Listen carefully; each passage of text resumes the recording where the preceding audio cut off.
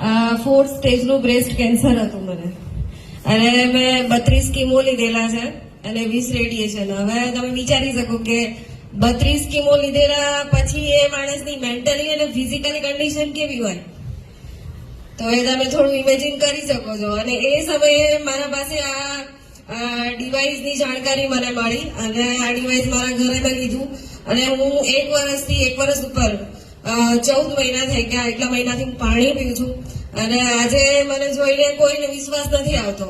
મારે ફોટો રાખવો પડે છે જોડે કે હું પોતે એક કેન્સર પેશન્ટ રહી ચૂકી છું. મારે બતાવવું પડે કે લોકો બિલીવ નહીં કરતા. આજે હું તમારી સામે છું કે 4th સ્ટેજના બ્રેસ્ટ કેન્સર પછી બી આજે મારે કોઈ જ પ્રકારની ગોળી હું નથી પીતી. નહીંતર તમે જોયું હશે કે કેન્સર પેશન્ટને એક ગોળી ચાલુ જ હોય, લાઈફ ટાઈમ લેવી જ પડે. પણ હાલ મારે કોઈ જ મને મારા બોડીમાં કોઈ પ્રોબ્લેમ નથી અને હાલ હું કોઈ મેડિસિન ખાતી નથી. વાવ મેડમ.